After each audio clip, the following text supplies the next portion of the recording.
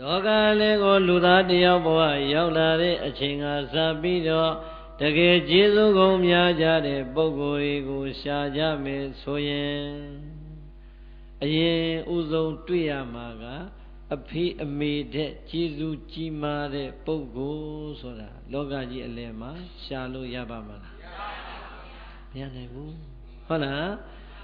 အဖေလောက်ကျေးဇူးများတဲ့ပုဂ္ဂိုလ်အမေလောက်ကျေးဇူးများတဲ့ပုဂ္ဂိုလ်လောကအလယ်မှာလူဖြစ်ခွင့်ရလာတဲ့လူသားအလုံးအတွက်ရှာလို့မတွေ့နိုင်ပါဘူးတဲ့အဲ့ဒီရှာမတွေ့နိုင်တဲ့ကျေးဇူးကုန်တွေများလာပါတယ်ဆိုတဲ့မိဘနှစ်ပါးမှာတောင်မှနောက်တစ်ဆင့်ထက်ခွဲလိုက်မယ်ဆိုရင်နဲ့အဖေအပေါ်နဲ့အမေအပေါ်မှာကျေးဇူးကိုအာယုံပြုကြည့်တဲ့အခါသာသမီတိုင်းကဘု து ဘက်ကိုအလေးထားတယ်အမေဘက်ကိုအလေးထားတယ်ဟုတ်လားဒါကြောင့်အမေနဲ့အဖေတဲ့ကျေးဇူးတွေဂုဏ်တွေမြောင်များစွာကြီးမားပါတယ်ဆိုတဲ့ပုဂ္ဂိုလ်တွေ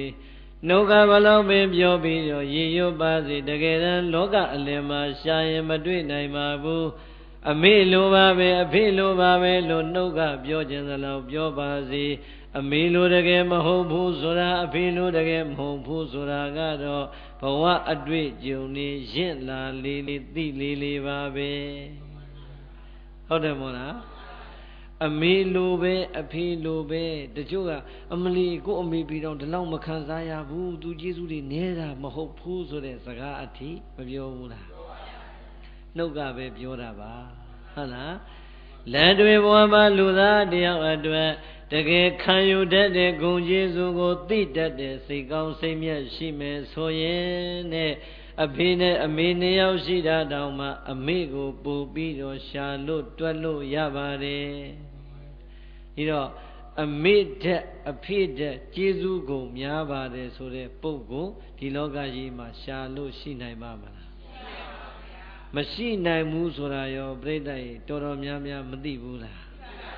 သိတယ်အဲ့ဒီအသိကပြိဿရေတကယ်ရင်ထဲကခံယူထားတဲ့အသိမျိုးဖြစ်ဖို့လိုတယ်နှုတ်ထဲကလူပြောလူကြားကောင်းအောင်သိတဲ့အသိဖြစ်ဖို့မဟုတ်ဘူး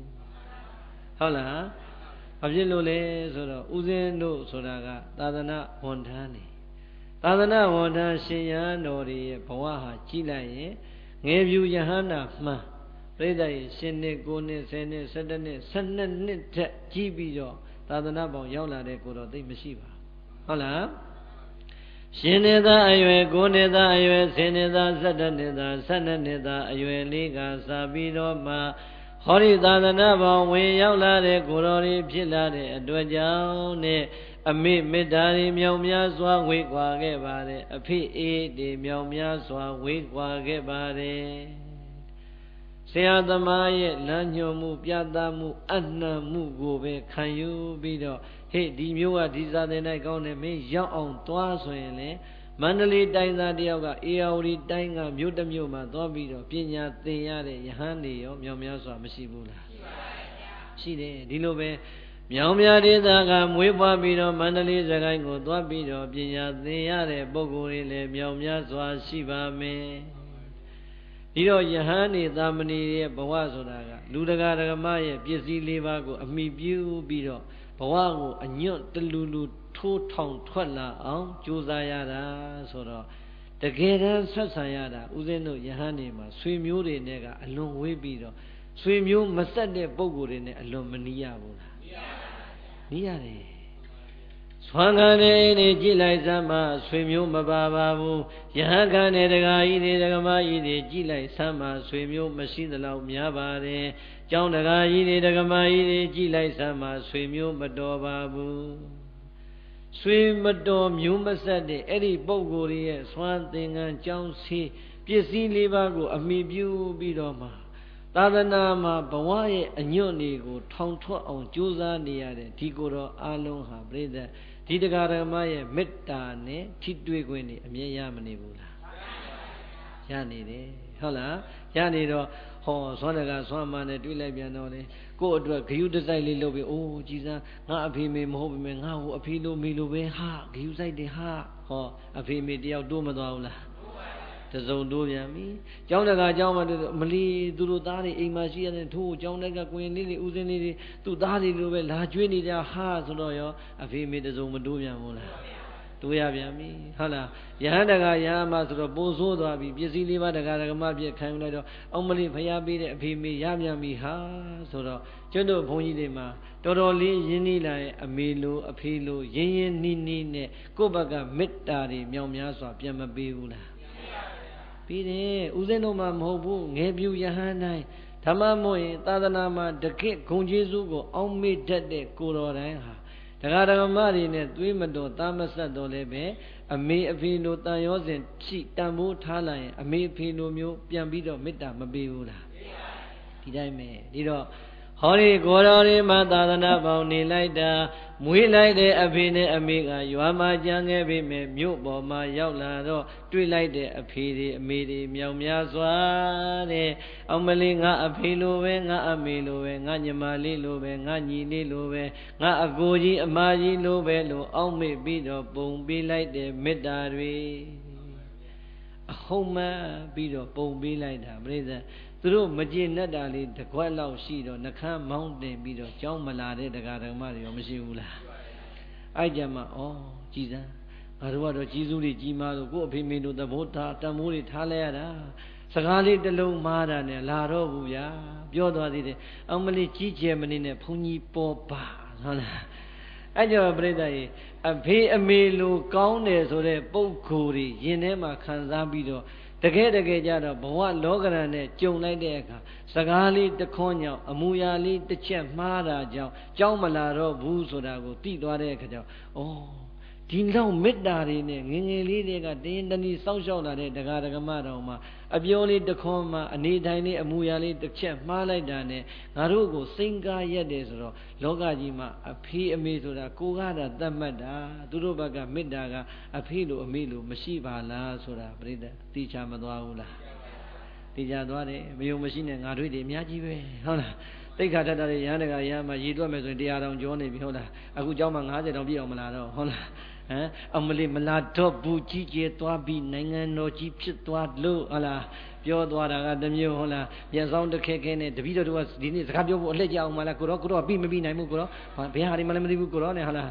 အလီရွတ်တယ်လို့ရွတ်ပြီးနှခမ်းမောင်းတင်ပြောသွားတာဒီအများကြီးပဲဟုတ်လားတယ်လီဖုန်းနဲ့ချော်လဲမလာတော့ဟုတ်လားအိမ်ဒီမျက်နှာချိုလေးသွေးပြီးသွားလဲမလာတော့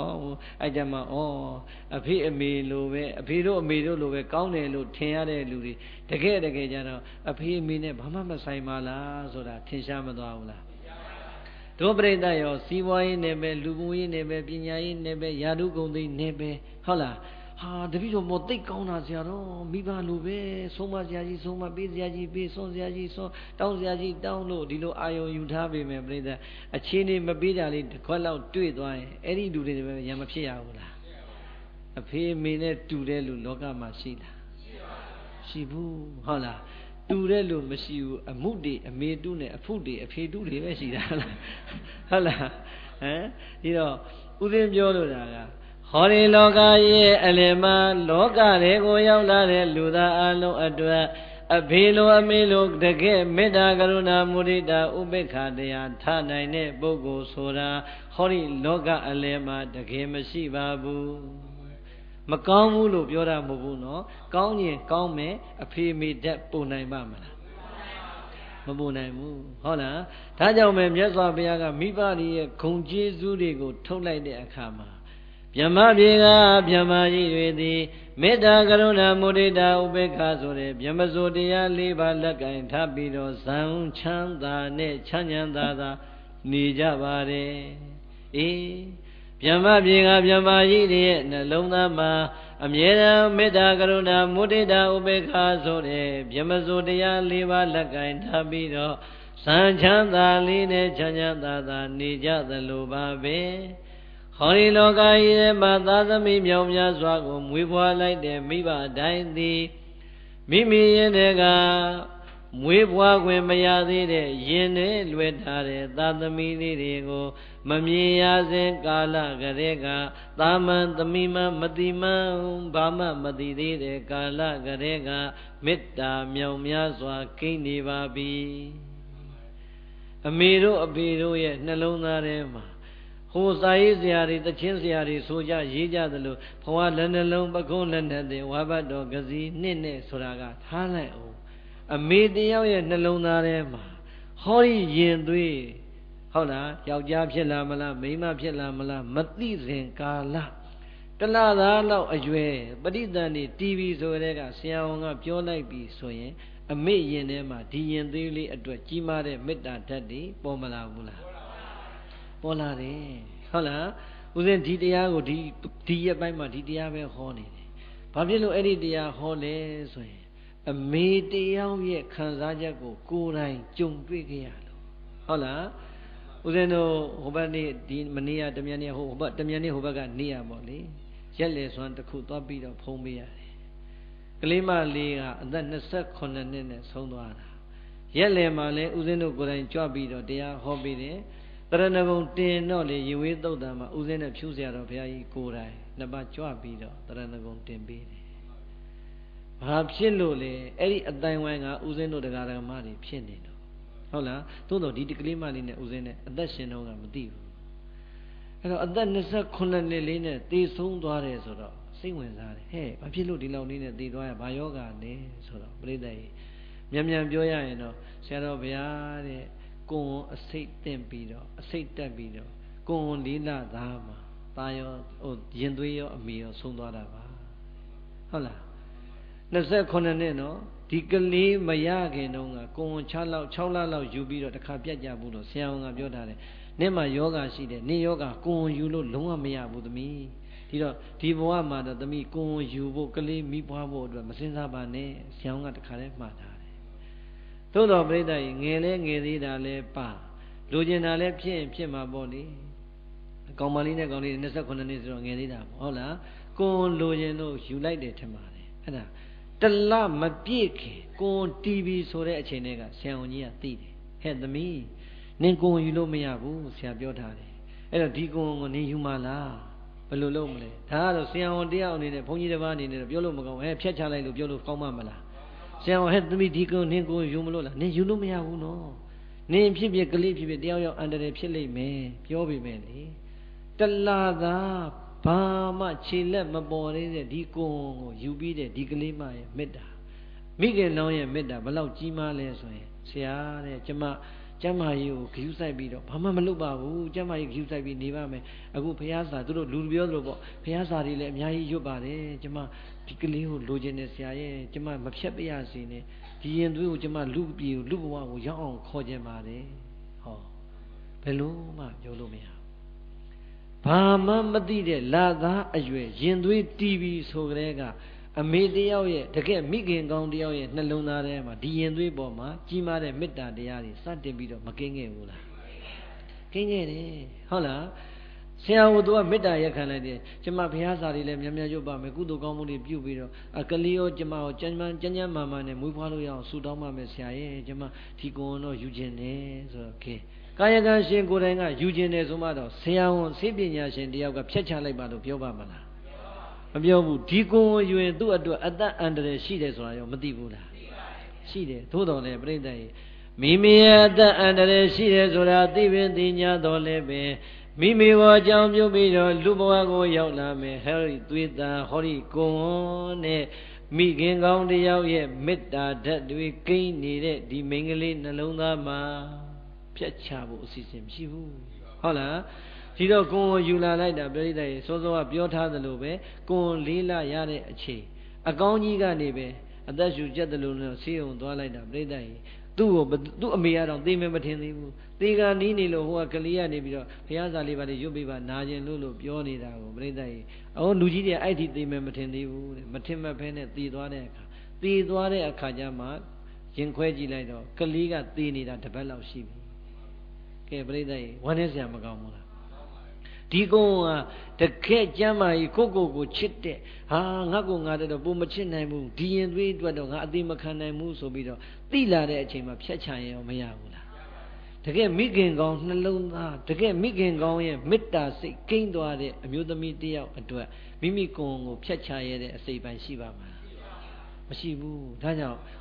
တို့စာထဲမှာတွေ့ခဲ့တဲ့အမေမေတ္တာဆိုတာဒီကနေ့လက်တွေ့ကြားလိုက်ရတာပဲလို့ဆရာတော်နဲ့ဦးဇင်းနဲ့လက်ကုပ်ပြီးတော့တပတ်နဲ့တပတ်ပြောမိတယ်ဟုတ်လားဒါကြောင့်ဘာပဲပြောငါမိဘတွေနဲ့ပတ်သက်တဲ့မမေ့အပ်တဲ့ဂုဏ်ကျေးဇူးတွေတော့တတိပေးတဲ့အနေနဲ့တရားတစ်ပုဒ်ထုတ်မှပဲလို့ဒီတရားကိုဟောတာဦးဇင်း၄နေရာလောက်ပဲရှိပါသေးတယ်ဟုတ်လားဒါကြောင့်ဗျမပြေကဗျမကြီးတွေသည်မေတ္တာကရုဏာမုဒိတာဥပေက္ခဆိုတဲ့ဗျမစိုးတရား၄ပါးလက်ကင်ထားပြီးတော့ဇံချမ်းသာနဲ့နေကြသလိုပါပဲဟောဒီလောကကြီးထဲမှာသာသမီအလုံးတို့ရဲ့မိဘအပေါင်းသည်သာသမီလေးတွေကိုမွေးပြီးတဲ့အချိန်ဆိုတာကအလွန်ကိုနောက်ကြပါသေးတယ်မမွေးခင်ကိုယူစဉ်ကာလကလေးက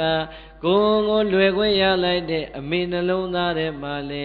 အမေမရောက်အမေဘဝမရောက်သေးပေမဲ့အမေမေတ္တာတွေကိနေပါပြီငါရင်နဲ့လွယ်တာတဲ့ဂုဏ်လေးငါအပူတွေအငန်းတွေအချိုတွေအခါတွေအဆက်တွေများစားရင်ဟောဒီကလေးဒုက္ခများရောက်လေမလားရဲ့လို့ယသတဏကိုဖယ်ခွာပြီးတော့ရှောင်ရှားရင်းနဲ့အမေရဲ့မေတ္တာတရားတွေကိုကြီးကြီးမားမားနဲ့ပြခဲ့ရပါတယ်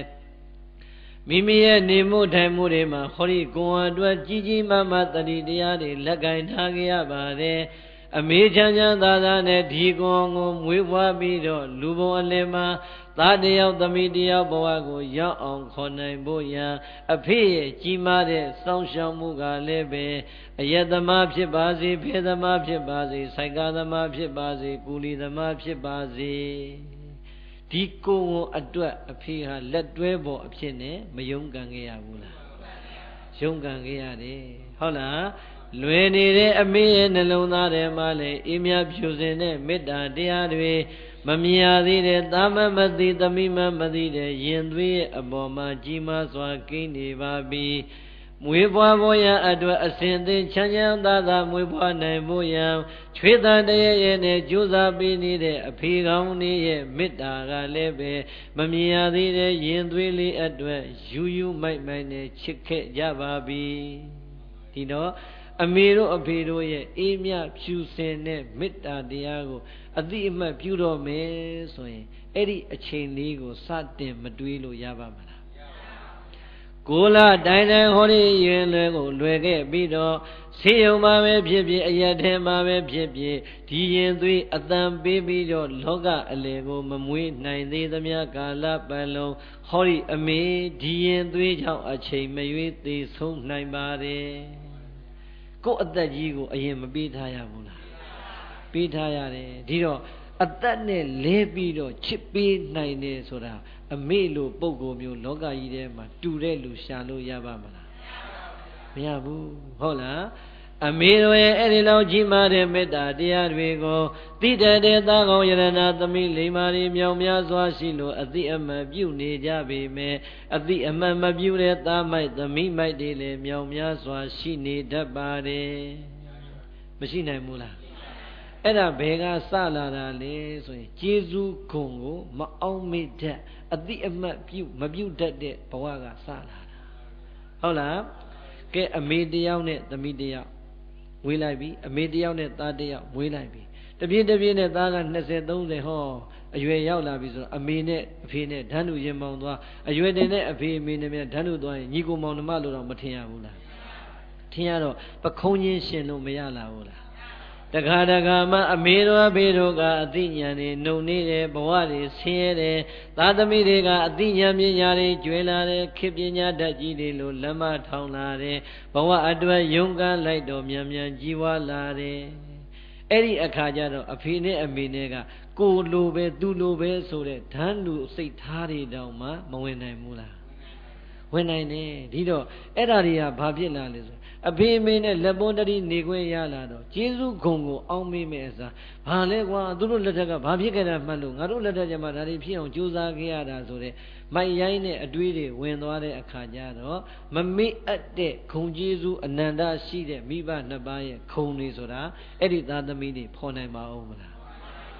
မဖော်နိုင်တော့ဘူးဒါကြောင့်မမေ့အပ်တဲ့ဂုဏ်ကျေးဇူးပိုင်ရှင်မိဘနှစ်ပါးရဲ့ဂုဏ်တွေကိုဒုပရိသတ်ဖော်တဲ့နေရာမှာပဋိသန္ဓေကစပြီးတော့ဖော်ဖို့မလိုအပ်ဘူးလား မမွေးခင်တည်းကမေတ္တာတရားတွေကြီးမားခဲ့တဲ့အဖေနဲ့အမေဟောဒီကိုသမမသိသမီးမသိချစ်လိုက်ရတဲ့အဖေနဲ့အမေမွေးနေအောင်ကြိုးစားပြီးတော့မွေးခဲ့တယ်မွေးပြီးလာပြန်တော့ရောပြိဿရေပြစ်ထားသလားဒီသားလေးဒီသမီးလေးအတွက်ပြိဿအမေရှင်တွေကနှုတ်ချိုတွေတောက်ဆုတ်နိုင်ဖို့အမေမကြိုးစားရဘူးလားကြိုးစားရတယ်ဟောဒီရေွယ်ထဲမှာနှုတ်ချိုတွေတောက်စစ်နေတဲ့သားလေးသမီးလေးဘာမှမပြောတတ်သေးတဲ့အချိန်ရင်ွယ်ထဲမှာခြေကံလက်ကံနဲ့အမေနှုတ်ကိုအာရပါရဆုပ်ကင်ပြီးတော့စို့နေတဲ့အချိန်ဒီသားလေးနှုတ်အာရပါရစို့ဖို့ရန်အတွက်အမေနှုတ်ထွက်ဖို့ရန်ကိုမကြိုးစားခဲ့ရဘူးကြိုးစားခဲ့ရတယ်ဟောဒီသားလေးလောကအလဲဟောဒီသမီးလေးလောကအလဲရောက်လာတဲ့အတွက်ကြောင့်အမတ်တမတ်နေလိုက်မိတယ်အမတ်တမတ်စားလိုက်မိတယ်အဆက်မစားရမယ့်အချင်းအဆက်တွေအပူတွေစားမိတယ်ဝမ်းပြော့စားမစားရမယ့်အချင်းဝမ်းပြော့စားတွေစားမိတယ်အမိနို့ကိုတောက်ဆိုပြီးတော့ဘဝကြိုးစားလို့ရုန်းကန်နေရတဲ့ဟောဒီရင်ဝင်တွေကသာဟောဒီရင်ဝင်တွေကသမီးရဲ့ခန္ဓာကိုယ်တွေကိုအမိသွေးတွေဝင်သွားတဲ့အခါအမေဘိုက်နာတဲ့အစာတွေစားတော့နှုတ်ဆို့တဲ့ကလေးရောမနာဘူးလားအမေအပူစက်တွေစားတော့နှုတ်ဆို့နေတဲ့ကလေးရောမခံစားရဘူးလားခံစားရတဲ့အချိန်ကြတော့ရောပြိတ္တကြီးမှားသွားတဲ့ကိုယ်အမှားအတွက်စုတ်တက်တက်နဲ့ရင်ဝင်ထဲမှာဟိုကန်ဒီကန်ငိုနေတဲ့ဒီရင်သွေးကိုကြည့်ပြီးတော့အမေရင်မမောခဲ့ရဘူးလားမောခဲ့ရတယ်ပြိတ္တကြီးဟဲငါအဲ့ဒါစားမိလို့ငါသားလေးဘိုင်းနာသွားတာလားအမလီငါသားလေးငါသမီးလေးအမေသာခံလိုက်ခြင်းနဲ့ဟဲဆိုတော့ဘာမှမပြောတတ်တဲ့ဒီသားလေးကိုမပြောတတ်တာကိုပူစရာဖြစ်ပြီးတော့အမေမှရောက်ရက်ခတ်မနေဘူးလားခတ်နေတယ်အမလီကျုပ်ကဒါပြိတ္တစားတွေလဲပါလေလက်တွေလဲအကုန်ရှောက်မေးထားတာကိုအမေရှိတော့အမေရှောက်ရှောက်မေးတာဟုတ်လားအဲ့တော့အမေရှောက်ရှောက်မေးတိုင်းဘူးသူကတခါကျတော့ဘုန်းကြီးကသာသွားတာဟိုတလောကလမ်းပေါ်တာသွားတရားဟောတော့လေအဲ့မှာဘသူရောက်နေလဲဆိုဦးစင်းတို့နဲ့17နှစ်12နှစ်သားတွေကခင်ခဲ့တဲ့ကောင်လေးတွေသူတို့ဇနီးမောင်နဲ့အိမ်အောင်ကြပြီးအဲ့မှာလမ်းပေါ်တာမှာရောက်နေတော့ကောင်လေးတွေကောင်မလေးကျုပ်စီတာသူကလေးလေးကလည်းအဲ့လိုပဲ3လခွဲ4လလောက်ပဲရှိအောင်ပဲကလေးလေးကိုသူတို့ကတော့အမှန်ဘုန်းကြီးနဲ့ဆိုရင်ခေါင်းလေးပါလေးကိုင်ပြေးလေးပါယူအန်တယ်ကင်းတယ်ဆိုခေါ်တာကလေးကငိုတာဦးစင်းဘက်ကိုပေးလို့မရဘူးဟဲ့ကလေးကဦးစင်းကကြည့်ပြီးတော့မနေနိုင်တဲ့ဘုန်းကြီးဟုတ်လားလူကြားတဲ့ကိုယ့်အကိုပြောမှမသိမပြောမှဟဲ့နင်ကလေးကငိုလိုက်တာဟမ်နင်မနေ့ကဘာစားလဲလို့နင်ငုံသီးမြန်စားလားမသိဘိုင်းနာတာလည်းမသိဘူးလို့ဟုတ်လားကလေးကငိုလိုက်တာဆိုဟုတ်လားမျက်စောင်းတခဲခဲနဲ့သူ့ရောက်ခမကြီးအမလီတော့ဘုန်းကြီးကမသိသေးတော့ဟုတ်လားဓမ္မကြီးဘာဖြစ်လို့ဟုတ်တယ်လေတဲ့ဘုံဘုံပြောတယ်မနေ့ကရခိုင်ဘုံတီသွားစားတာလေတဲ့စားခြင်းလုံးတော့သွားစားခုကလေးကဘိုင်းနာပြီပေါ့တဲ့ဘုံဘုံပြောတာအကုန်လုံးဟုတ်တယ်ဆိုတော့အမေငါတည်းဟုတ်ပါလားဟုတ်လားရှော့မတွန်းနဲ့ဘုန်းကြီးဒီခေဘုန်းကြီးနေအကုန်လုံးလေ့လာထားတာလို့တော်သေးတာပေါ့အဲ့ဒါလို့ထင်လို့အမလီဒီဘုန်းကြီးငယ်ပြူမဟောရလားမသိဘူးတော့သွားပြီဟုတ်လားဟုတ်လားအဲ့တော့ပြိဿကြီးဓမ္မဂတိကဆိုအဲ့ဒါအကုန်လေ့လာထားတယ်အဲ့တော့မှဩကြည်စမ်းအမေနို့ကိုဓာတ်ရိုက်စို့နေတဲ့ဒီကလေးမှာအမေရဲ့ပေးဆက်လိုက်တဲ့အရာအလုံးအကောင်းရောအဆိုးရောမခံစားရဘူးခံစားရတာသိလိုက်ပြီဆိုအဲ့ဒီကလေးမှလည်းအဲ့ဒီလိုပဲအေးဟုတ်ပါဘုံဘုံရင်ဘုံဘုံမသိတပြည့်မသိဘူးအမတမန်နဲ့မလီသားလေးရဲ့သားလေးတအားပြန်ဗိုက်တင်နာနေလားသူ့မှာသူဘာလို့မှမသိဘူးဟုတ်လားသူကလေးကိုရေခဲကပ်ပြီးရင်ကောင်းမလားမသိဘူးတဲ့ဟုတ်လားဗိုက်နာရေခဲများကပ်ပြီးရင်တတ်တာမလားမသိအေးသွားမလုံးနဲ့အသာထားလိုက်အဲ့ဒါတော့ငါလည်းဆက်မပြောတတ်တော့ဘူးဟုတ်လားအဲ့တော့ပြိဿမေတ္တာတွေနဲ့မြောင်များစွာပေးမွေးလာတဲ့ဒီသားသမီးပြိဿမျက်ရည်လေးတွေကျလာပြီဆိုရင်ငိုတန်လေးတွေထွက်လာပြီဆိုရင်ငယ်ငယ်လေးပဲဖြစ်ဖြစ်ကြီးကြီးပဲဖြစ်ဖြစ်အမေတွေအဖေတွေရဲ့နှလုံးသားထဲမှာခံစားနိုင်ရလားအောင်မလေးငါသားလေးဘာကြောင့်မျက်ရည်ကျတာလဲငါသမီးလေးဘာကြောင့်မျက်ရည်ကျတာလဲမုံမိုးမရလို့လားစာမေးဝဲမဖြေနိုင်လို့လားဘသူကဘာပြောလိုက်လို့လဲဆိုတဲ့အမေရဲ့နှုတ်ကကရုဏာတတ်တဲ့အတန်တွေရက်ွက်ထဲမှာလဲကြားရပါလိမ့်မယ်ကိုယ်တိုင်လဲပြောဘူးပါလိမ့်မယ်ကိုယ်တိုင်လဲကြားဘူးပါလိမ့်မယ်မြတ်မာကြီးတည်းရဲ့နှလုံးသားမှာမေတ္တာပြီးတော့ကရုဏာနှလုံးသားနဲ့နေသလိုပဲတဲ့အမေတို့အဖေတို့ရဲ့နှလုံးသားထဲမှာဟောဒီသားသမီးတွေကိုမေတ္တာတစ်ခုတည်းပေးတာဟောရတာနောက်ကတစ်ခုမြင်လာခဲ့တဲ့သုတ်တသက်နဲ့ခံစားရတဲ့ကရုဏာအတန်လေးလေအမေတို့အဖေတို့ရဲ့နှုတ်ကခဏခဏကြားရဘူးပါတယ်ဒါကြောင့်မြတ်ပြေကမြတ်မာကြီးတွေသည်မေတ္တာတရားကရုဏာတရားတွေနဲ့ချမ်းချမ်းသာသာနေကြထိုင်ကြသလိုပါပဲဟ ဟောဒီလောကကြီးထဲမှာမွေးဖွားလို့လူဖြစ်ခွင့်ရလာတဲ့သာသမီအလုံးတို့ရဲ့အဖေနဲ့အမေတို့ရဲ့မေတ္တာနဲ့ကရုဏာကလည်းဟောဒီသာသမီအပေါ်မှာအမြဲတမ်းကိုကင်းအောင်လို့နေခဲ့ပါတယ်မေတ္တာကရုဏာတတ်ကြသလိုပါပဲမုဒိတာတရားတွေကြည်လိုက်ပြန်တော့လည်းပဲအဖေတို့အမေတို့နှလုံးသားမှာမုဒိတာပွားလို့မကုန်ပါတပြေးတပြေးနဲ့ဘဝတွေကြီးရင်လာတဲ့အခါမှာကျွတ်တို့ခုတာကေတတာ9ရက်ွက်ထဲမှာပဲခုအကိုပြန်တွေးကြည့်မွေးပေးလိုက်တဲ့အဖေနဲ့အမေကတာကေတ9ရက်ွက်မှာမွေးပေးလိုက်တယ်စစ်တပ်တဲ့ရောက်သွားလို့ဘုံမူကြီးဘိုလ်ချုပ်ကြီးဖြစ်သွားတဲ့ပုဂ္ဂိုလ်တွေရောတာကေတသားတွေမရှိနိုင်ဘူးလားဆရာဝန်ကြီးတွေမရှိနိုင်ဘူးလားအင်ဂျင်နီယာကြီးတွေမရှိနိုင်ဘူးလားရှိသွားတဲ့အခါမွေးပေးလိုက်တဲ့အမေနဲ့အဖေကတော့9ရက်ွက်မှာပဲမိမိတို့ရဲ့ရှေ့တုန်းကလက်ငုပ်လက်ရင်စီးပွားရေးလေးနဲ့ဘဝကိုဒီတိုင်းလေးမှန်မှန်ကြိုးစားလို့ရုန်းကန်နေရတယ်မွေးပေးလိုက်တဲ့မေတ္တာကရုဏာခံယူသွားတဲ့သားတွေသမီးတွေကယာဓုတွေမြင်သွားတဲ့ပုဂ္ဂိုလ်တွေရှိမယ်စီစိန်တွေကြွယ်ဝချမ်းသာသွားတဲ့ပုဂ္ဂိုလ်တွေရှိမယ်တဲ့ရှိပင်ရှိ냐တော်လေတနှစ်တစ်ခေါက်တောင်မှအမေအိမ်ပြန်မလာတဲ့သားသမီးတွေမပါနိုင်ဘူးလားလာပါပြီဆိုပြန်တော့လည်းပဲအမေနဲ့အဖေကိုအိမ်ကိုလှည့်လာလိုက်တာဧည့်သည်လာဧည့်သည်ပြန်ပြီးတော့ပြန်သွားတာလည်းရှိပါလိမ့်မယ်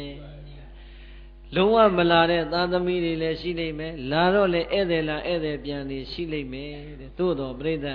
အဲ့ဒီလိုပဲသားသမီးကဆက်ဆံသွားပြီမယ်အဖေနဲ့အမေရဲ့နှလုံးသားထဲမှာတော့သားသမီးရဲ့ချမ်းသာမှုကြွယ်ဝမှုယာတုအာနာမြင့်မားသွားမှုကိုမုဒိတာတွေမပွားဘူးလား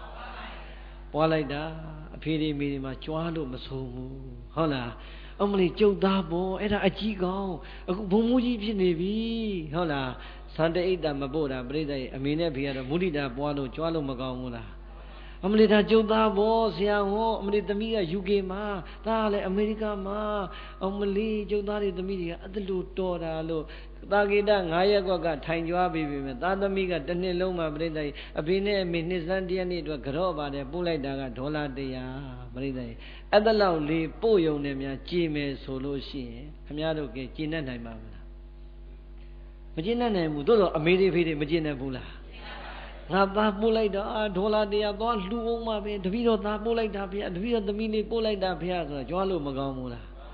တချို့ကကြွားတဲ့မိဘတွေကိုအပြစ်မြင်အမလီတော်သူသားတွေများသူသမီးကကြွားလိုက်တာကြွားမှာပဲအမေအဖေဆိုတာသားသမီးအတွက်အမြဲတမ်းမုဒိတာပွားမနေဘူးလားပွားနေတာသားသမီးကအိမ်ပြန်မလာဘာမှမကြွေးမပေးပေမဲ့အဖေနဲ့အမေကငါသားကြီးကဂုံမဏိပိုင်ရှင်ငါသားကြီးကဘာကြီးငါသားကြီးကဘယ်လိုချမ်းသာတာငါသားကဘယ်လိုတက်တာနဲ့အိမ်ကနေလာသမျှဓာတ်ပုံပြကြွားရတာလေအမောပါပဲတဲ့အဲ့ဒီစိတ်ထားမျိုးဟာပြိဿတခြားလူတွေပေါ်မှာရှိနိုင်ပါမလားမရှိနိုင်ဘူးဟုတ်လားဥပမာပေါ့ဦးဇင်းတို့ဆိုရင်ဒါဘုန်းကြီးတွေဆိုလို့ရှိရင်နေဘာဖြစ်လဲဥပမာဦးဇင်းကအင်းစိန်ရွာမှာကျောင်းကထွက်လာတယ်ပေါ့ဦးဇင်းတို့ဆင်မြတော်ဆိုတော့အင်းစိန်ရွာမှာအကြီးတန်းအောင်လာခဲ့တာအကယ်၍အခုလိုအချိန်မှာပြန်မသွားပဲနေကြည့်ပါလားကျောင်းတိုက်ရဲ့အကျိုးဘာတစ်ခုမှမပြုဘူးပေါ့ဟုတ်လားမပြုပြီမဲ့လို့ဒီကျောင်းတိုက်နောက်ရောက်လာတော့ဟာဒီကိုယ်တော်အင်းစိန်ထွက်လို့ပြောတယ်ကွာသူ့စားထဲမှာအင်းစိန်ကအကြီးတန်းအောင်လာလို့ပြောတယ်လက်ခါမှာကွာကျောင်းပြန်ပြီးတော့ဆုံးလေးတဲ့နဲ့တော့ကပ်ဖို့မရဘူးနဲ့ဟုတ်လားမုဒိတာပွားပါမလားမပွားဘူးပြိဿကြီးအပြစ်ပဲပြောမှာဒီတိုင်းပဲအမေအဖေမဟုတ်တဲ့လူစဉ်မဟုတ်တဲ့အတန်ထွက်ပေမဲ့အမေနဲ့အဖေကတော့ကို့မကြွေးလို့ကို့မပေးလို့ကို့စီပြန်မလာလို့ဆိုသားသမီးကိုအဲ့ဒီလိုခြေတန်းတိုက်တဲ့စကားအပြစ်ပြောတဲ့စကားထွက်သလားမထွက်ဘူးပြန်သာမလာတော့ तू ကကြွားလို့ကောင်းတော့မယ်ဟုတ်လားအဲ့ဒီကြွားတာတွေပြောရင်လည်းကို့အဖေကိုတတိရတယ်ဦးစင်းအဖေကလေအလွန်ကြွားတတ်အလွန်အကြွားတန်ရန်ကုန်လာလို့ဦးဇင်းတို့ညီကို9ယောက်ကလည်းရန်ကုန်မှာရောက်နေတဲ့အချိန်သားဖ9ယောက်မြန်ဟုတ်လားညီကို9ယောက်နဲ့သားဖတွေ6ယောက်မြန်တန်းစီသွားရင်သားတွေရဲ့အိတ်ထဲမှာဘီးမပါဘူးအဖေအိတ်ထဲမှာဘီးပါတယ်ဟုတ်လားအဖေဟာလို့အဖေကအငယ်ဆုံးကြတာတိတ်ပျော်ကောင်းတာဦးဇင်းတို့ညီကို9ယောက်နဲ့အဖေနဲ့ဒီခဏအရင်တော့ဆိုရန်ကုန်သင်္ကုန်းကျောင်းမှာနေသွားတယ်အဖေပဲလှည့်စားနေရတာသူအပူဆုံးဖြစ်သွားတယ်နည်းနည်းလေးပဲများများကြီးတော့မို့ဟုတ်လားတခါတည်းအဖေကလည်းဗျာခမရကြောင်းရောက်တာနဲ့ခေါင်းလေးစီကမပြတ်ဘီးကလည်းမပြတ်ကိုတော်လည်းကိုတော်တို့သားတွေသိခါကြမှဆိုလို့လုံနေရတာဟောကြကိုတော်တို့ဖေကြီးရတယ်တောသားကြီးပုံမကြပန်းမကြပြောဘယ်နဲ့လုံလဲဆိုအဲ့ဒါလည်းဟုတ်တယ်အမှန်တော့သူကြွားတာဟုတ်လားအဲ့ဒါအကြွားတန်တာကိုကသိတယ်အဲ့တော့ပြောရဲဆိုရင်လည်းဦးဇင်းသင်္ကုန်းကျောင်းနဲ့သာသနာတက္ကသိုလ်လည်းရောက်သွားရောဦးဇင်းတို့အညာမှာလေဘုန်းကြီးပြိုင်တယ် တရွာထဲမှာလည်းဘုန်းကြီးက5 6ပါးရှိတယ်ဟိုဘက်ရွာဒီဘက်ရွာဟိုဘက်ရွာဒီမှာလည်း5 8ပါးတော့ရှိကြတယ်အဲ့တော့ဟိုဘက်ရွာဘသူသားကွာမင်းဓမ္မစီကအောင်သွားပြီကွာဟာဘယ်ရွာဘသူသားအကြီးတန်းအောင်သွားပြီဆိုတော့ဟုတ်လားကျုပ်တို့ဖေကလည်းကျုပ်အကြီးတန်းအောင်တယ်ငါသားလည်းကြီးတန်းအောင်ပြီကွာဓမ္မစီကရောက်နေသင်္ကုန်းကျောင်းမှာအဲ့လောက်တော့ကြွားသေးတယ်ဟာသာသနာတက္ကသိုလ်လည်းကျုပ်ကဝင်လဲအောင်ရောဟုတ်လားကျုပ်ကရွာအဖေအဲ့တော့လည်းဒကာဒကာမလည်းလောက်မရှိအဖေကျုပ်တော့သာသနာတက္ကသိုလ်အောင်သွားပြီအဲ့တော့ပိုက်ဆံလိုတယ်ရတယ်ကိုတော့မဘူးနဲ့ဘယ်နေ့ပြန်မလဲတပတ်နှစ်ပတ်ဆိုပြန်လို့ရပြန်တော့မှပြန်မယ်စိုးစီပြန်သူကသူဘာသွားရောင်းလိုက်လဲမသိဘူးလေပဲရောင်းလိုက်သလားမြေပဲရောင်းလိုက်သလားနွားပဲရောင်းလိုက်သလားမဟုတ်လားသွားမယ်တဲ့ဟာခင်ဗျထူလိုက်လားလို့ဟုတ်လားရေရှမ်းနေတာအိတ်ထဲမှာ2 သိန်းထည့်လာတာအဲ့ဒီခေတ်က1991 2 သိန်းဆိုတော့နေတဲ့တန်မို့မို့အဖေများလိုက်လားအဲ့လောက်မလိုဘူးလို့5 6 တောင်းဆိုရပြီလာစမ်းမှာကတော့ကြွရန်ကုန်ပြန်သွားမယ်လားဘယ်ဟုတ်မလဲ तू ကတနေ့လုံးမှာ तू အောင်သီးအောင်သက်နဲ့ तू သားဓမ္မစီရတန်းလောက်ပဲကြွားထားတာဆို तू စိတ်ထဲမှာခုလုဖြစ်နေဟုတ်လားကျုပ်ကမသိဘူးကြောင်းရောက်ဟာတက္ကသိုလ်ကြီးဦးဇင်းတို့နေရာလေးကြီးဟာကိုတော်တို့နေရတာတော့ကြောင်းထိုင်ဘုံကြီးဒီလိုမနေရဘူးကိုတော့ဒါကိုတော်တို့မလို့နေရတာဟုတ်လားစားတဲ့နေရာရောက်တယ်ဟာပကံများတော့မစီရပါလားဇုံခင်းနဲ့တဲဟုတ်ပါလားသူကိုယ်တိုင်လည်းဝင်စားလူတွေ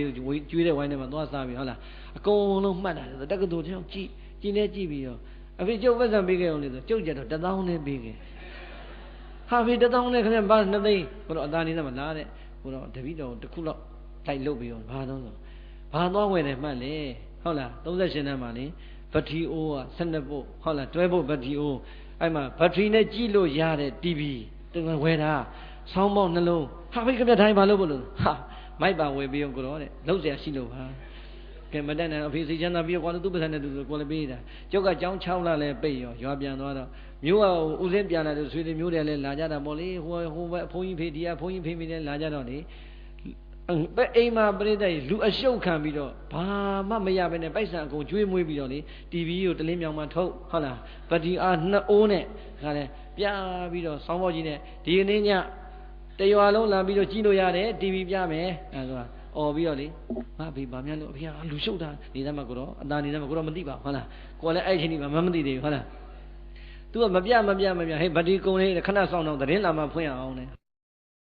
ဘယ်ဟုတ်မလဲအဲ့တုန်းကနိုင်ငံတော်ပြည်သာသနာတက္ကသိုလ်နေ့တိုင်းနိုင်ငံတော်ကဝန်ကြီးဌာနအလှည့်ကျဆုံးကတ်တာအခုလည်းကတ်ရတာဟုတ်လားအဲ့တော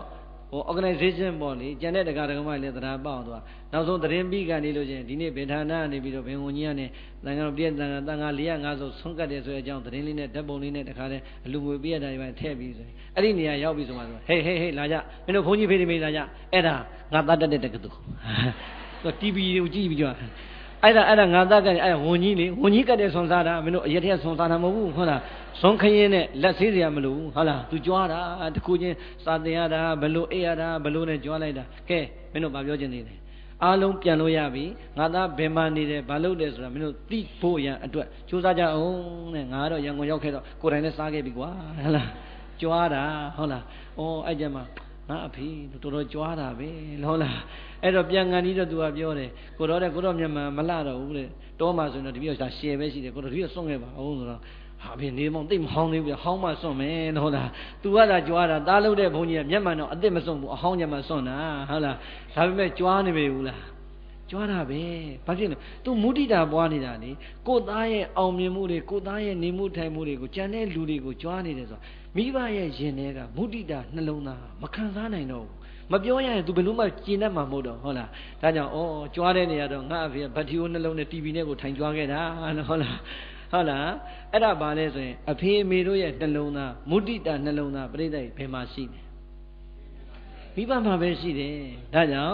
ဟောဒီသာသမီလေးတွေဘဝတွေတဆင့်ပြီးတဆင့်မြင့်လာတဲ့အချိန်အမေအိမ်မပြန်အဖေအိမ်မပြန်မဲနဲ့မိပဲမိထားကြတော့လေအိမ်မှာရှိနေတဲ့မိဘနှစ်ပါးကတော့ငါသားကြီးဘယ်မှာငါသမီးကြီးဘယ်မှာဘယ်အဆင့်နဲ့ရက်တည်နေတာလို့လာသမျှလူကိုထိုင်ပြီးတော့ကြွားလို့မုဒိတာပွားတာပါပဲဟုတ်လားမေတ္တာတရားကရုဏာတရားမုဒိတာတရားတွေကြီးမားခဲ့သလိုပါပ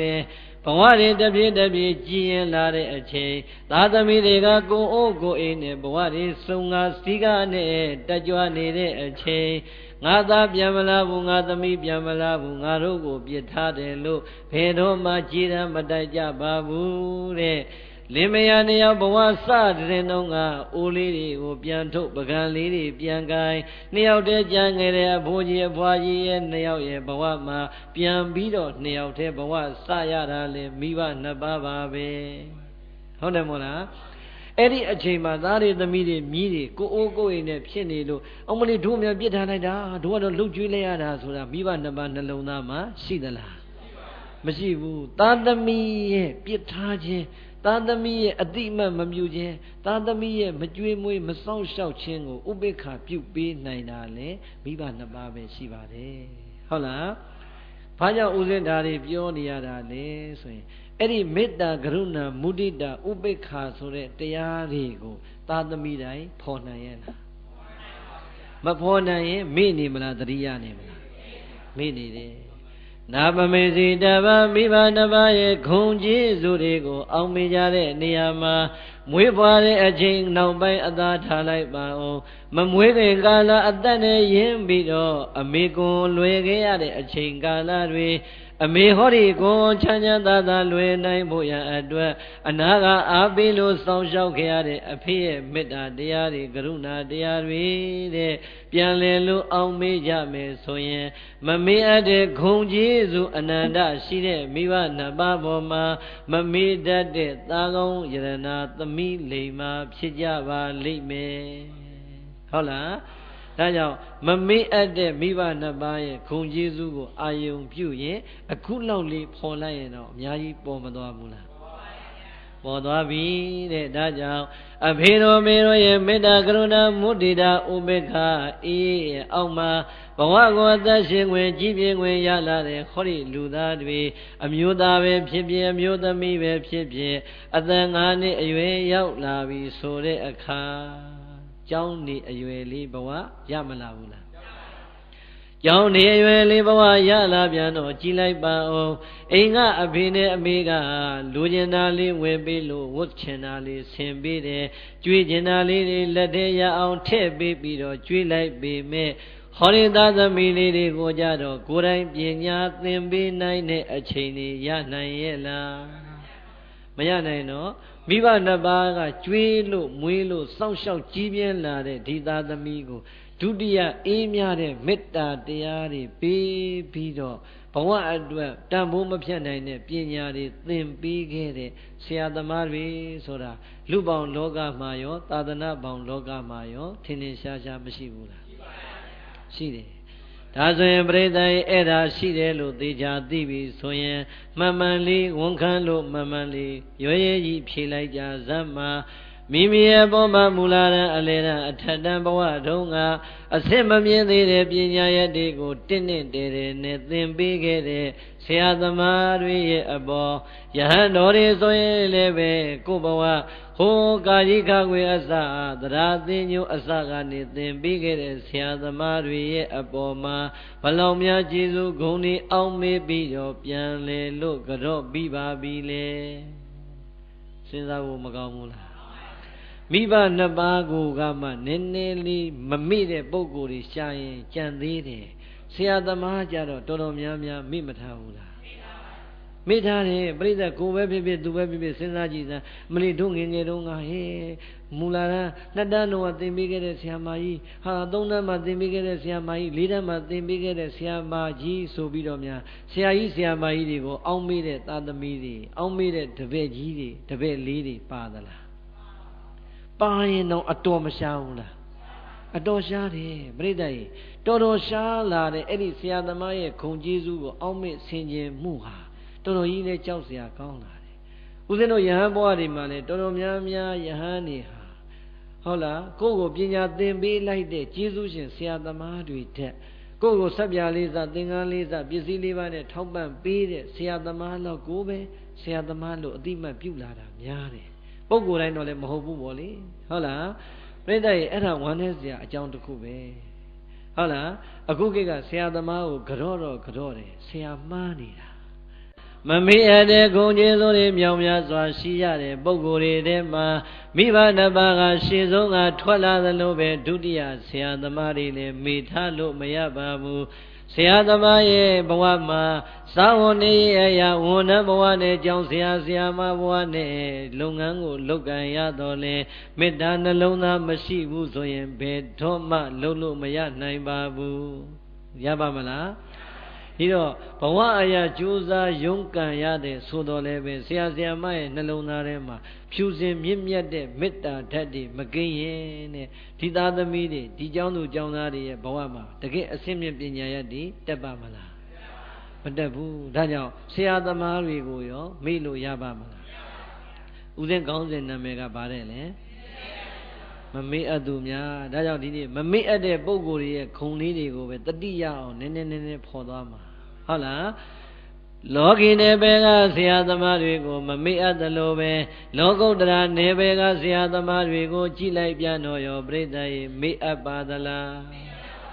ပိုးတော်မမေ့အပ်သေးတယ်လောကီနယ်ပယ်ကပညာတွေပေးလိုက်တဲ့ဆရာသမားဆိုတာကတဘဝတနတ်စာလေးပေးလိုက်တာဘဝတန်တရာလွတ်မြောက်ကြောင်းပေးလိုက်တဲ့ဆရာသမားတွေဟာကြတော့ပြိဿတန်တရာလွတ်မြောက်ကြောင်းမှာပါသွားတော့ပူပြီးတော့တောင်မှမမေ့အပ်ဘူးဟုတ်လားဟာအရှင်ဘုရားကလည်းကိုယ့်ဘက်ကိုရက်ပြောပြန်ပြီလို့မအောင်မင်းနဲ့ကျုပ်တို့မြတ်စွာဘုရားရဲ့လှုပ်သွားတဲ့လှုပ်ကွက်လေးတစ်ခွက်ဘလောက်များအတုခိုးဖို့ကောင်းတယ်ကဲကျုပ်တို့မြတ်စွာဘုရားဗောဓိအပင်အောက်ကရွှေပလင်ပေါ်မှာကိလေသာကိုအမြင့်ပြတ်တိုက်ထုတ်ပြီးတော့တလောကလုံးမှာတပ်ပင်ကျုပ်ဘုရားရှင်ဖြစ်တော်မူခဲ့တာဒီဆရာရှိသလားမရှိဘူးတလောကလုံးမှာသဗ္ဗညုတရွှေဉဏ်တော်ရတဲ့ဘုရားဖြစ်ရေးမှာတော့ကျုပ်တို့မြတ်စွာဘုရားမှာဆရာတဆူဘာမှမရှိပင်မရှိ냐တော်လဲသိတ္တမင်းသားဘဝကနေပြီးတော့နမိတ်ကြီး၄ပါးကိုမြင်နဲ့တွေ့တဲ့အချိန်ဓမ္မသံဝေကဉာဏ်တွေနှလုံးသားထဲမှာခိမ့်လာတဲ့အခါတောထွက်လို့တရားရှာတော်မင်းဆိုတဲ့အချိန်ရောက်တော့သိတ္တမင်းသားလောကီနေပင်မှာဆရာသမားတွေမရှိခဲ့ဘူးလားရှိခဲ့တယ်ဟုတ်လားဗောဓိပင်အောက်ကရွှေပလင်ပေါ်မှာဘုရားစင်စစ်ဧကံဖြစ်ပြီဆိုတဲ့အခါကျတော့မြတ်စွာဘုရားစဉ်းစားတယ်ဟဲ့ကြည်စမ်းငါရလိုက်တဲ့ဒီတရားဓုတရားမြတ်အလွန်နူးညံ့သိမ်မွေ့ပြီးတော့ဟောဒီလောကကြီးထဲမှာရှိနေတဲ့လူနဲ့မြမတတ္တဝါတွေရဲ့နှလုံးသားသည်အလွန်ကြမ်းတမ်းတဲ့နှလုံးသားတွေပိုင်ရှင်ဖြစ်နေကြတယ်ဒီတော့ဒီလောက်ကြမ်းတမ်းတဲ့သူတို့နှလုံးသားကြီးနဲ့ငါတွေ့ထားတဲ့အလွန်နူးညံ့တဲ့တရားဘယ်လိုလို့ခတ်ဆက်မိမှလဲငါတရားမဟောဘဲနေကောင်းမယ်ထင်တယ်လို့ရှင်တော်မြတ်ဘုရားမစင်စားခဲ့ဘူးလား hesitation ပေါ့ hesitate ဆိုတာပြိဿရဲ့ခြေတုံချတုံဖြစ်နေတာဘာလို့ရင်ကောင်းမလဲဟုတ်လားဘာလို့ရင်ကောင်းမလဲလို့ရှင်တော်မြတ်ဘုရားဆင်ခြင်တဲ့အချိန်မှာဘာလုပ်လိုက်ပါလို့လာလျှောက်တာဘာတူလဲသူလဲမဆိုးဘူးဟုတ်လားတခြင်းတော်ရှိတယ်မို့လားသဟံပတိနာမကေမရကြအောင်ဆောင်းတယ်သူတို့မိုက်မပါလို့သိပါတယ်ဟုတ်လားသဟံပတိမြမကြီးကနေအရှင်ဘုရားအဲ့ဒီလိုမလုပ်ပါနဲ့ဘုရားဟောတော်မူပါဘုရားအနုအရင်ကွာတဲ့အတွက်နူးညံ့သိမ်မွေ့တဲ့ပုံကိုယ်တွေမြောင်များစွာဟာတရားတော်အတိုင်းလိလာလိုက်စားကျင့်ကြံပွားများပါလိမ့်မယ်လို့လျှောက်ထားတော့မှမြတ်စွာဘုရားတရားဟောဖို့ဆုံးဖြတ်လိုက်တဲ့အခါပြိဿရှင်တော်မြတ်ဘုရားဆင်ញင်တာလေးကြည့်လိုက်ဩငါဟောဒီလေးသိခြင်းတဲ့ကဘာတသိပါရမီဖြည့်လို့ရလာတဲ့ဟောဒီသဗ္ဗညုတရွှေဉဏ်တော်ရလာတဲ့တရားတို့တရားမြတ်တွေ့သမျှတရားတို့တရားမြတ်တွေငါဟောရတော့မယ်ဆိုရင်နဲ့ငါရဲ့ဘဝမှာတောထွက်စဉ်ကာလကစာပြီးတော့ကျေးဇူးများတဲ့ပုဂ္ဂိုလ်တွေဘယ်သူတွေရှိသလဲတဲ့ကျေးဇူးရှင်ကိုအရင်ဆုံးမအောင်မေ့ဘူးလားအောင်မေ့လိုက်တော့မြတ်စွာဘုရားဘယ်သူသွားတွေ့လဲဆိုရင်ကြည်စမ်းတောထွက်လာတဲ့အချိန်တိတ္တမင်းသားအဲ့ဒီခေတ်တုန်းကအဲ့ဒီဟိမွန်အောင်အဲ့ဒီဥရဝေလတောထမ်းမှာခေတ်စားနေတဲ့နာမည်ကြီးနေတဲ့ပုဂ္ဂိုလ်ကြီးနှစ်ယောက်ရှိတယ်အာလာရယသိနဲ့ဥဒကယသိအာလာရယသိနဲ့ဥဒကယသိကလည်းပြိဿရေလမ်းမမှန်တော်လဲပဲလောကီအဘိညာဇံ9ဆင့်အထိရတဲ့ပုဂ္ဂိုလ်ကြီးတွေဟုတ်လားလောကုတ္တရာထွတ်မြောက်ကြောင်တရားမဟုတ်တော်လဲပဲလောကီဇံဘိညာတော့9ဆင့်မရနိုင်ဘူးလားဒီတော့အာလာရယသိကြီးရဲ့ဓမ္မတပိခံပြီးတော့9ရက်သင်ကြားလိုက်တာ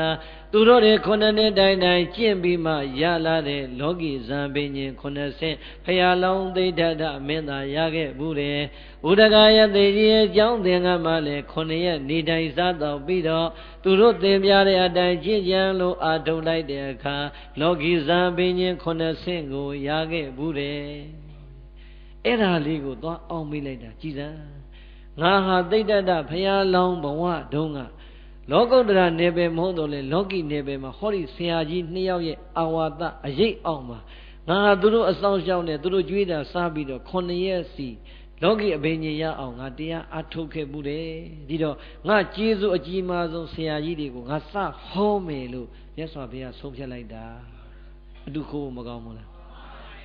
ရလာတာကတော့တပ်ပိညုတဉာဏ်ကဆရာမရှိဘဲနဲ့လောကုတ္တရာနေပယ်မှာရလာတာသို့တော့လောကီနေပယ်ကဆရာသမားကိုအရင်ဆုံးအာယုံမပြုတ်ဘူးလားအဲ့ဒါပဲဟုတ်လားဦးစင်းကိုတခါကြီးတယောက်ကရှိတယ်ဟာဆရာတော်တဲ့မိဘမေတ္တာဟောတာတော့တကယ့်ကိုရှင်းပါတယ်တပည့်တို့နာရတာအားရတယ်ဆရာသမားအကြောင်းလေးပါလေးတွေဟောပါအောင်ဆိုတော့ကျုံလည်းဟောမယ်စဉ်းစားရင်အခုမှမစဉ်းစားဘဲနဲ့ထွက်လာတာဟုတ်လားအဲ့တော့ပြိဿအာလာရယတိငါကျေးဇူးရှင်အရင်ဆုံးကျေးဇူးရှင်ပဲဆိုတရားဟောမလို့ကြည်လိုက်တော့မရှိတော့တည်သွားပြီဒါဆိုရင်ဒုတိယကျေးဇူးရှိတဲ့ဥဒကယတိကြီးဟောမယ်လို့ကြည်လိုက်တဲ့အခါမနေ့ညတုန်းကတည်သွားပြန်ပြီလောကထဲမှာရှိသေးလားအဲ့ဒီတော့မှငါရဲ့ကျေးဇူးရှင်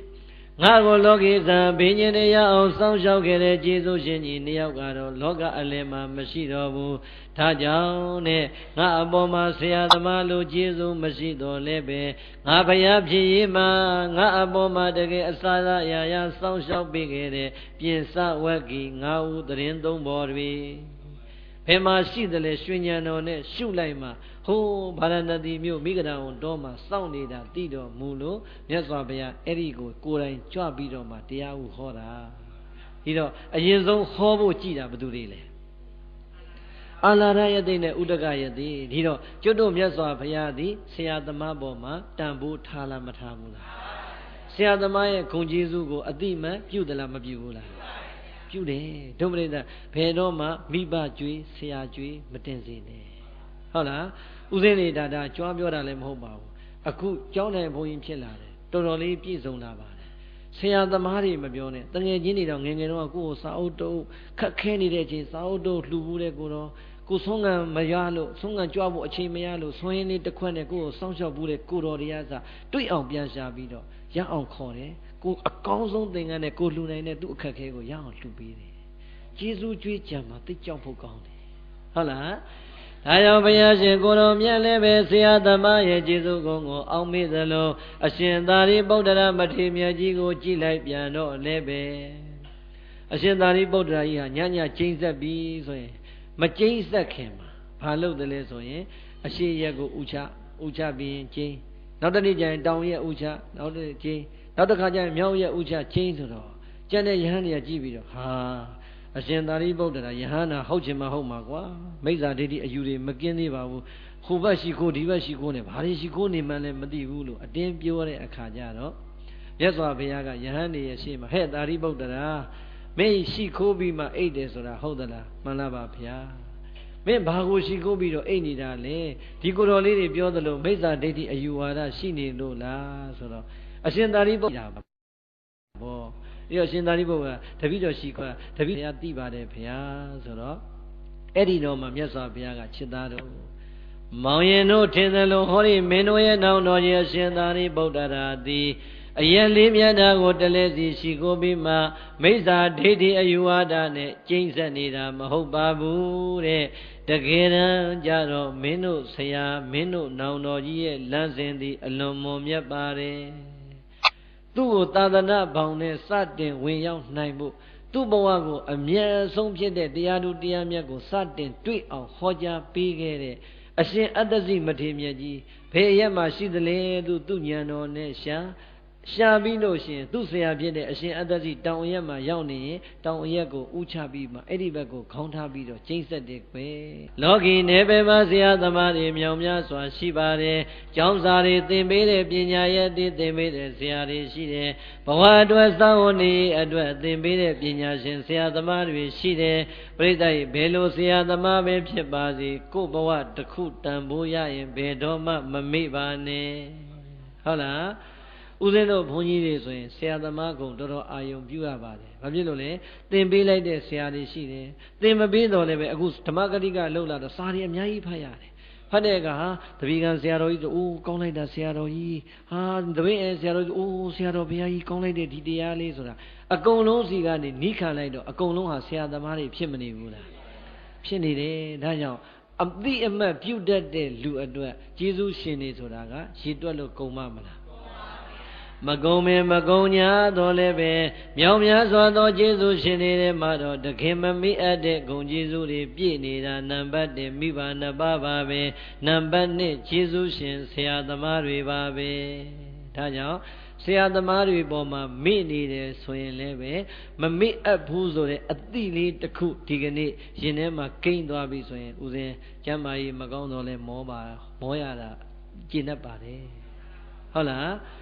ဒါဆိုရင်မိဘနှစ်ပါးကမမေ့တတ်တဲ့ဂုဏ်ကျေးဇူးတွေမြောင်များစွာရှိသလိုဆရာသမားတွေကမမေ့တတ်တဲ့ဂုဏ်ကျေးဇူးမြောင်များစွာရှိသလိုနောက်ထပ်မမေ့ရမှာဘဝတွေကြီးရင်လာတဲ့အခါဘလောက်ပဲဘုရားတရားသံဃာယန္တာသုံးပါးကိုကြီးညိုပါတယ်ပြော14နှစ်15နှစ်လောက်ကြာမှာတကယ့်ကိုထဲထဲဝင်ဝင်စာတိလိလာတိလေးနဲ့စတင်ပြီးတော့မကြီးညိုတတ်ဘူးလားကြီးညိုတတ်လာတယ်ဒီတော့ဘုရားတရားသံဃာယန္တာမြတ်သုံးပါးရဲ့ဂုဏ်ကျေးဇူးကိုသိလာပြီဆိုတဲ့အခါကျတော့ဗုဒ္ဓဘာသာကလည်းဖြစ်ပြန်ဘုရားတရားသံဃာယန္တာသုံးပါးကိုမိဘဘိုးဘွားလက်ထက်ကလည်းပဲကြီးညိုဥတိုက်လာပြန်ဆိုတဲ့အခါမိဘနှစ်ပါးဆရာသမားကတဆင့်မြင့်လာတဲ့ယရဏသုံးပါးကိုကြတော့ပြိဿရေဥချမှုပူဇော်မှုဆွမ်းပန်းရေချမ်းနဲ့စက္ကလူရန်ပူဇော်မှုတရားနဲ့ပူဇော်မှုဆိုတဲ့ပူဇော်မှုမျိုးစုံနဲ့တော့ကျေးဇူးတွေမဆက်ကြဘူးလားဆက်တဲ့ပုံကိုယ်တွေရှိသလိုပဲပြိဿရေကိုများအစဉ်ပြေနေရင်တဏီကုံနေလို့ဖျားမတတဲ့ပုံကိုယ်တွေတရားမတသံဃာမတတဲ့ပုံကိုယ်တွေမြောင်များစွာရောမရှိဘူးလားရှိတယ်ဟုတ်လားအချင်းလေးကောင်းနေဘုရားလည်းမေတ္တာပါတယ်မိုးလင်းတဲ့အချင်းတောက်တော်ရည်လေးကိုကြပြကပ်ပြီးတော့ဆိုခြင်းတောင်းကျင်တာတွေအကုန်တောင်းတဏီကုံဘာမှမလုပ်ဘဲနဲ့မေ့တဲ့ပုံကိုယ်တွေလည်းရှိပါတယ်စီးပွားရေးလေးကြာဆင်းလာမယ်လူမှုရေးမှာခက်ခဲလေးတွေကြုံလာမယ်ငါကံများနေနေသလားဆိုတာလေးရင်နဲ့ကိန်းလာတဲ့အခါကျတော့မလူဘူးတဲ့ပန်းတွေမကပ်ဘူးတဲ့သီသီးတွေစုံအောင်ကပ်ပြီးတော့အကုန်ပြောလို့ရှိခိုးတတ်ပါတယ်ပရိသတ်ရေမမေ့အပ်တဲ့မြတ်စွာဘုရားကိုယ်တော်မှမမေ့ဘူးထင်ရပေမဲ့မေ့နေတဲ့ပုံကိုယ်တွေမြောင်များစွာမရှိဘူးလားမမေ့နဲ့ဖယားကိုမေ့လိုက်တာနဲ့ဖယားပေးတာတဲ့ဟဲ့အဲ့ဒါကကုသိုလ်နော်အဲ့ဒါကိုရောက်အောင်ယူအဲ့ဒါကအကုသိုလ်နော်အဲ့ဒါတွေမလုံနဲ့ဆိုတဲ့အဆုံးအမတွေဟာရှင်နဲ့ကိမ့်မလားမြတ်စွာဘုရားရှင်ကိုတော်မြတ်ခေါ်ကြားတဲ့တရားတော်တွေကြည်လိုက်ပဲဆိုရင်လူချမ်းသာနတ်ချမ်းသာမြတ်မှာချမ်းသာနိဗ္ဗာန်ချမ်းသာတိုင်အောင်ကုသိုလ်ကပေးတဲ့ဘုံတွေဟာသူ့အစင်းနဲ့သူမရှိဘူးလားအာဟုသောကပေးလိုက်တဲ့ဘုံတွေကြည်လိုက်ပြန်တော့ငရဲတရိစ္ဆာန်ပြိတ္တာအသူရကဲအောက်အပင်လေးပါးကိုသွားတဲ့အကုသိုလ်အကျိုးတွေရောပြထားတာမရှိဘူးလားကျုပ်တို့ဖရာရဲ့မှားထားချက်မိန့်ကြားချက်ဟဲ့ဒါကကုသိုလ်ခေါ်တယ်အဲ့ဒီကုသိုလ်ရအောင်ပြုမင်းတို့လိုချင်တဲ့လူနဲ့နိဗ္ဗာန်သုံးတန်ချမ်းသာရလိမ့်မယ်ဟောတာကအကုသိုလ်ခေါ်တယ်အဲ့ဒါလုံးဝမလုံးနဲ့မင်းတို့ကြောက်တဲ့ငရဲတိရစ္ဆာန်ပြိတ္တာအတူတူအဲ့ဒီအကုသိုလ်ကပို့မှငါကပို့မှမဟုတ်ဘူးလို့မြတ်စွာဘုရားသာမဟောခဲ့ရင်ကျုပ်တို့ရဲ့နေမှုထိုင်မှုတွေကဒီတက်ပတ်ဆက်မဖြစ်နိုင်ဘူးလားဒီလောက်ဘုရားအဆုံးအမတွေမုံမှုံအောင်ဟောပြီးတော့ဒီလောက်ကြီးအနိကပြောနေတာတောင်မှတော်တော်များများလူသားတွေဟာကုသိုလ်နဲ့အကုသိုလ်ဘယ်ဘက်များနေအကုသိုလ်ဟုတ်လားဒါဆိုရင်အကုသိုလ်များရင်ဘယ်ကိုသွားမလဲကုသိုလ်များတော့ဘယ်ကိုသွားမလဲဒုပရိသတ်ကဘယ်သွားကျင်တာလဲတိသားပဲဒါပေမဲ့သွားကျင်တာပဲရှိတယ်သွားကျင်အဲ့ဒါကြီးရအောင်ယူဆိုတဲ့အခါကျတော့ပြိဿကြီးအကုန်လုံးရအောင်ယူသလားလူတော့လူမဲ့ကိုတော့သီလကတော့ဒါဥမမတောင်းသေးပဲဟောလူတော့လူမဲ့ကိုတော့သီလလည်းစောင့်တည်မယ်တရားတော့ကိုတော့မဖောင်းနိုင်မပေးနိုင်သေးဘူးကိုကတော့မနဲ့စားတောင်းနေရဟုတ်လားအဲ့တော့ပြိဿကြီးကုသိုလ်နဲ့အကုသိုလ်ခွဲခြားပေးခဲ့တယ်လူချမ်းသာနတ်ချမ်းသာနိဗ္ဗာန်ချမ်းသာနဲ့ငရဲတိရစ္ဆာန်ပြိတ္တာအတုတကယ်ကိုခွဲခြားပြပေးခဲ့တယ်ဆိုတာကျုပ်တို့မြတ်စွာဘုရားရဲ့အဲ့ဒီအဆုံးအမသာမရှိရင်လောကဥပဒေမှာရောလွတ်ကင်းတဲ့ဥပဒေနဲ့နေရမလားမလွတ်ကင်းတဲ့ဥပဒေနဲ့နေရအေ ဒါကြောင့်ပရိသတ်ဥပရိအတိုင်းနေကြတာလည်းရှိသလိုဘုရားအဆုံးအမတိုင်းနေကြလို့လည်းကျွတ်တို့မြန်မာနိုင်ငံကြီးဘယ်နိုင်ငံနဲ့ရှင်းပရိသတ်ကြံတာတွေမပြိုင်နဲ့အမှုနေတာကြတော့ပြိုင်လို့မရဘူးလားရတယ်ကြီးမားတဲ့အကုသိုလ်မှုကြီးတွေသိမရှိပါဘူးဟုတ်လားလူရှိရင်တော့ပြဿနာတော့ရှိတာပေါ့ပရိသတ်ရဲ့ပြဿနာဆိုတော့ရှာရင်တော့ရှိတာပေါ့ဟုတ်လားသို့တော့ရာဂိုင်နှုန်းနဲ့ကြည့်မယ်ဆိုရင်သူများနိုင်ငံနဲ့စာရင်တော့မနေဘူးလားအဲ့ဒါအရေးကြီးဆုံးကပရိသတ်ဥပရိတက်ဘုရားအဆုံးအမကြောင့်ဟုတ်လားဒါဆိုရင်မြတ်စွာဘုရားဟောတဲ့တရားတွေကိုပြန်ကြည့်လိုက်မယ်ဆိုရင်လေတရားရဲ့အဆုံးအမတွေအာယုံပြုလိုက်တဲ့အခါပူနေတဲ့လောဘပြင်းထန်နေတဲ့ဒေါသဟုတ်လားမိုက်မားနေတဲ့အမှောင်ဖုံးနေတဲ့မောဟငါတလူလူထုံသွားနေတဲ့မာနတရားကိုများရာကနေရာကပါသွားအောင်ဆေးတောက်လို့ရသလားချွေးအောင်လို့ရသလားဘာနဲ့ဖြေရလဲတရားနဲ့ဖြေမှပြေတာတရားမရှိရင်ပြေပါမလားတရားရှိတာတော့ပြိတ္တိတခါထောင်းနဲ့ဒိုင်းနဲ့ထွက်သွားလို့မနဲ့ထိနေရဟုတ်လားအဲ့တော့ပြိတ္တိလောဘဒေါသမောဟမာနအဲ့ဒီတရားတွေကိုယ့်ကိုနှိပ်စက်လာရင်ကိုယ်အရင်ပူသလားသူများပူသလားအဲ့ဒါရောမသိဘူးလားသိပေမဲ့မများဘူးလားဟောများတယ်ဘာနဲ့ဖြေလဲမတရားနဲ့ဖြေတယ်ဘာတရားနဲ့လဲစောစောပြောသလိုဟုတ်လားဂျင်းတို့လူထမ်းမှာငါတို့လည်းကြံတွေ့မယ်ဟုတ်လားအဲ့ဒါတရားလားမဟုတ်ဘူးပြိတ္တိဖြေတတ်တဲ့တရားရှိတယ်နေတတ်တဲ့တရားရှိတယ်လောဘဒေါသမောဟမာနဆိုတာငါတို့ရဲ့နှလုံးသားတွေကိုပူလောင်စေတယ်ငါတို့ရဲ့စိတ်ဓာတ်တွေကိုညှဉ်းနှွမ်းစေတယ်အဲ့ဒီပူလောင်တတ်တဲ့ညှဉ်းနှွမ်းတတ်တဲ့အကုသိုလ်တရားစိုးတွေကိုငါနှလုံးသားထဲထည့်ထားရင်ငါပင်မမယ်သူများတွေအပေါ်မှာနှိပ်စက်ရင်သူများတွေပင်မမယ်တဲ့ဒါကြောင့်ငါနှလုံးသားတွေအေးချမ်းစေဖို့သူနှလုံးသားတွေအေးချမ်းစေဖို့ငါစိတ်ဓာတ်တွေဖြူစင်စေဖို့သူစိတ်ဓာတ်တွေဖြူစင်စေဖို့ဟောဒီလောဘဒေါသမောဟမာနတရားတွေငါမထားမှဖြစ်မယ်လို့အပြစ်နဲ့အပြစ်လွတ်ကင်းခြင်းအကြောင်းနဲ့အကျိုးကိုထွန်တွဲပြီးတော့ဆင်ញင်လိုက်တာနဲ့ဖြေတတ်တဲ့တရားတွေဟာဝင်မလာဘူးလားဝင်လာတယ်အဲ့ဒီဖြေတတ်တဲ့တရားကနေပြိတ္တိဓိတ္တနေတတ်ခြင်းနဲ့ဆိုရင်တော့ကိုယ်တိုင်ရှုပွားအားထုတ်ကြည့်ကိုယ်ရုပ်တရားနံတရားတော့မမြဲဘူးလို့ကိုယ်တိုင်သိလာပြီဆိုတဲ့အခါကျတော့အိုး तू က तू ဘာပြောतू လည်းပြောရင်သိမှာပဲငါလည်းနားထောင်ရင်သိမှာပဲဟုတ်လားငါခန္ဓာကိုယ်တော့မမြဲပဲနဲ့ तू ပြောတဲ့လူဘယ်လောက်ပြောနိုင်မှာလဲဆိုတဲ့အနိစ္စနဲ့ရှင်တွေးပြီးတော့ဖြေလိုက်တဲ့နေကြတော့ပြိတ္တိနေတတ်ထိုင်တတ်မသွားဘူးလားအဲ့ဒီလိုမဟုတ်ပဲနဲ့ပြိတ္တိအမလေးငါများတုတ်ထွက်လိုက်မဲဆိုခဲ့ပြိတ္တိနှခမ်းမောင်းတင်ထားတော့ကိုဟော तू မပင်ပန်းဘူးလားအဲ့ဒီနေတတ်တဲ့စိတ်ကလည်းပြိတ္တငါရထားတဲ့ဒီယုတ်တရားတော်မှာငါမပိုင်ဘဲနဲ့လို့သိအောင်မစင်ခြင်းမရှုမှတ်မပွားများရင်နေတတ်ပါမလားအဲ့ဒါဘယ်သူကပေးတာလဲ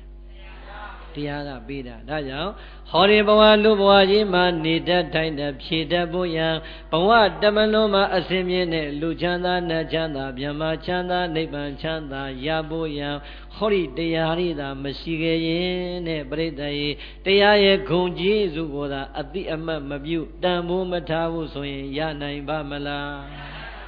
ဒါကြောင့်ဒီဘဝမှာငြိမ်းချမ်းစွာနေတတ်ဖို့ဘဝတမလွန်မှာမြင့်မြတ်ကြီးကျယ်တဲ့ချမ်းသာဟိုးနိဗ္ဗာန်အထိရောက်ဖို့ရန်အတွက်ဆိုရင်တကယ်ကျေးဇူးရှင်အစစ်အမှန်ဟာတရားပဲ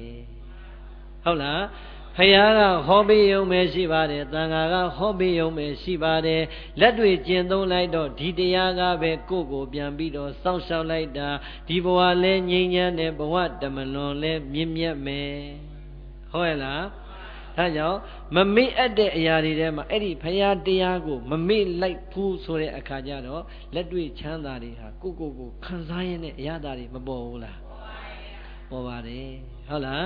ဒါဆိုရင်ဘုရားမမေ့အပ်တယ်လို့တရားမမေ့အပ်တယ်လို့ဟောဒီဘုရားကိုဘုရားမှန်သိအောင်ဟောဒီတရားကိုတရားမှန်သိအောင်ဘယ်သူတွေညွှန်ကြားနေတာလဲသံဃာတွေညွှန်ကြားနေတာဒီကနေ့ဗုဒ္ဓဘာသာလို့ဘလောက်ပဲဗုဒ္ဓရှေ့ဆုံးကထဲ့အဲ့ဒီဗုဒ္ဓရဲ့အဆုံးအမဗုဒ္ဓရဲ့အယူဝါဒတရားတွေပုံမပြတ်ပတ်မပြတ်လမ်းဖြောင်းဖြောင်းတဲ့မတ်တည်တတ်နိုင်ဖို့ရန်အတွက်စောင့်ရှောက်နေတာဘယ်သူတွေလဲသံဃာတွေပဲတရားဓမ္မတွေရောမပါဘူးလားပါတယ်သို့တော့တရားဓမ္မက support မဲ့ရှိတယ်လက်တွေ့ကျင့်နေရတာဘယ်သူတွေလဲ ပရိယတိသတဲ့တိုင်းကြီးတွေမှာနေထိုင်ရတဲ့လမ္မံကမ္မနေသိဖို့စာပေတွေသင်နေတယ်ပฏิပတ်တိရိတ်သားကြီးတွေမှာတရားဓမ္မတွေကိုယ်တိုင်ရှုပွားရတဲ့ပฏิပတ်တိသာသနာဖြည့်ဆည်းနေတယ်ဟုတ်လားအခုဆွမ်းဆန်တော်တွေလှူလိုက်တာတန်ဃာကိုလှူတာလားလူတွေကိုလှူတာလှူလိုက်တဲ့ဆွမ်းဆန်ဟာနှုတ်စီဘူးတစ်လုံးပဲဖြစ်ပါစေအဲ့ဒီနှုတ်စီဘူးတစ်လုံးဟာနဲတယ်ထင်ရပေမဲ့အဲ့ဒီဆန်တွေဖြန့်ချလိုက်ရင်အလုံးရည်နေပါမလားမိမိရဲ့ချွေးကိုရင်းပြီးတော့ရအောင်ရှာလာတဲ့ငွေကြီးနဲ့ရင်းလိုက်တဲ့အဲ့ဒီဆွမ်းဆန်တစ်စိတိုင်းဟာဖုံးပေးနေတဲ့တန်ဃာပရိယတ္တိဝန်ဆောင်နေတယ်ပရိယတ္တိသာသနာကိုပြုရမရောက်ဘူးလားပฏิပတ်တိတရားဓမ္မအားထုတ်နေတယ်ကိုယ်တိုင်အားထုတ်နေတာနဲ့မတူဘူးလားအဲ့ဒါပဲသာသနာပြုနေဆိုတော့ဆွမ်းဆန်တစ်စိဟုတ်လားပရိသတ်နှမ်းတစ်စိနဲ့စီမဖြစ်ပေမဲ့နှမ်းတစ်တင်းဆိုရင်စီမဖြစ်ဘူးလားအခုတို့ပရိသတ်တအိတ်ချင်းမများဘူးဆိုမှအိတ်တွေစုလိုက်တော့တန်ဃာပေါင်းမြောင်များစွာတောင်းချီတဲ့တန်ဃာတွေကိုချမ်းသာအောင်လုပ်မပေးလိုက်ဘူးလားအဲ့ဒါသာသနာပြုတာပဲမမေ့ရတဲ့တန်ဃာရဲ့အပေါ်မှာမမေ့လိုက်တဲ့အတွက်ကြောင့်ဒီကနေ့လက်တွေချမ်းသာဘသူတွေရသွားတာလေလှူတဲ့လူတွေရမသွားဘူးလားဒါနာကောင်းမွေအကျိုးတရားတွေရတယ်တန်ခိကအလူဒါနအကျိုးတရားတွေရတယ်စားတဲ့တန်ခါစားတတ်ရင်စားပြီးတော့စားနိုင်အောင်စားကြပြီးတော့လှူတဲ့ငါတို့ကတော့ကုသိုလ်တွေအပြည့်ရပြီးအဲ့ဒါဘသူကိုတတိယလို့လဲတန်ခါကိုတတိယလို့ဟုတ်လားဟိုးအရှင်မကတ္တပကနေပြီးတော့ဒီကနေ့သတ္တသံဃာနာတင်လိုက်တဲ့မဟာစီဆိုတော်ဘုရားမင်းကုန်းဆိုတော်ဘုရားကြီးတို့ရဲ့လက်ထက်တိုင်အောင်တဲ့ထေရဝါဒဘုရားခေါ်တော်မူတဲ့လမ်းကြောင်းအတိုင်းပုံမပြတ်ပတ်မပြတ်တည်ရှိလာလိုက်တဲ့ပရိယတ္တိစာပေတွေဟာဘယ်သူတွေထိမ့်သိမ်းတာလဲသံဃာတွေဟောဒီသံဃာတွေပဲပရိယတ္တိကပြီးတဲ့အသည့်အတိုင်းပฏิပတ်တိတရားဓမ္မတွေကိုယ်တိုင်ကျင့်ပွားလိုက်တဲ့အခါကျတော့ဒီဘဝမှာယဟနာဖြစ်သွားတာကြားရတာကြည်ညိုရတာမြောင်များစွာမတွေ့ရဘူးလားကိုယ်တိုင်ကျင့်ကြံတော့ရောငြိမ်းချမ်းမှုကိုမတွေ့နိုင်ဘူးလားဒါကြောင့်သံဃာကိုမပြစ်မှားနဲ့သံဃာသည်သာသနာရဲ့အသက်ပဲသံဃာနဲ့သာသနာမတိုင်ဘူးနော်သာသနာဆိုတာကမြတ်စွာဘုရားရဲ့အဆုံးအမအဲ့ဒီမြတ်စွာဘုရားရဲ့အဆုံးအမသာသနာကြီးတည်တတ်နေဖို့ရန်အတွက်ဟောဒီသံဃာကရှေ့ကနေရွတ်ခြုံပြီးတော့ကြိုးစားခဲ့ရတာသောတောဓသံဃာနာတင်ပြီးတဲ့အချိန်တီဟိုခေတ်မှာတီဟိုနိုင်ငံမှာသဘုံညာနေထားတော့ဒကာဒကမတွေစီးပွားရေးတွေအစင်မပြေစောင်းဝင်နေအစင်မပြေတော့သံဃာတွေဆွမ်းမလောင်းနိုင်သံဃာတွေမှာဆွမ်းမဝတော့နေညဟောဒီမြတ်စွာဘုရားရဲ့ဟောထားတဲ့တရားတွေစာပေတွေကိုမေ့မှဆိုလို့ချောင်းနာသွားမျက်နာသွားအေးသဲတွေပေါ်မှာပလက်လန်အေးပြီးတော့မှအေးတဲ့သဲလေးတွေဘိုက်ပေါ်တင်ပူနေလို့ဆာနေလို့ပူနေတဲ့ဘိုက်တွေကိုသဲအေးလေးတင်ပြီးတော့မှဟောဒီစာပေတွေကိုမမေ့အောင်ကြက်ခဲ့ရတာတတိယသံဃာနာဒီအုံနောက်ထဲမှာနှုတ်ထဲမှာပဲဆောင်းခဲ့ရတာပြိဿရေဟုတ်လားစာပေမရှိဘူးသရုဒ္ဓသံဃာနာရောက်မှပေထက်ကိုတင်တယ်သတ္တသံဃာနာပြစ္ဆမသံဃာနာရောက်မှကြောက်ထက်ကိုတင်တယ်အဲ့ဒီဂျာကာလမှာဒီသတ္တသံဃာနာတင်ဒီစာထက်မှာတင်လာခဲ့တာပြိဿရေစာအုပ်စာပေဆိုတော့နှစ်ပေါင်းမှမကြာသေးဘူးတွက်ကြည့်ဟုတ်လားသာသနာနှစ်နဲ့တွက်မယ်ဆိုရင်ပထမဒုတိယတတိယစတုတ္ထရောက်ခါမှပေထက်ကိုအခရာတင်နိုင်ခဲ့တာဟုတ်လားအေးဒါကြောင့်အဲ့ဒီစာပေတွေတည်တတ်အောင်ပြန်ပွားအောင်ခိုင်ခန့်အောင်ကြိုးစားနေတာသံဃာတော်ရှင်မြတ်တွေဟုတ်လားဒါကြောင့်မမေ့အပ်တဲ့ပုံကိုယ်ထဲမှာနောက်ဆုံးကြည့်လိုက်တော့အခုသံဃာဒီအရေးကြီးဆုံးထဲမှာပါမသွားဘူးလား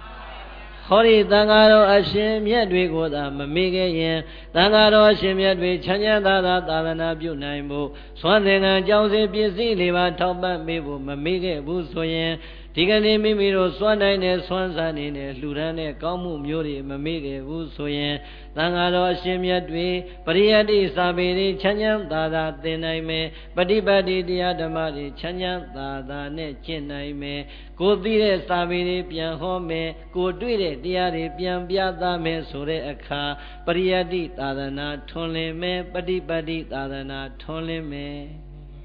ဟောဒီပရိယတ္တိပฏิပတ်တိသာသနာတွေထွန်းလင်းနေသမျှဖယားဆိုတာလေနှလုံးသားမှာကိန်းလိမ့်မယ်တရားဆိုတာလေနှလုံးသားမှာကိန်းလိမ့်မယ်မိဘနှစ်ပါးနဲ့ဆရာသမားရဲ့ဂုဏ်ကျေးဇူးတွေလည်းပြန်လဲဟောပြလို့အတိအမှတ်ပြုတတ်လိမ့်မယ်ဟောရလား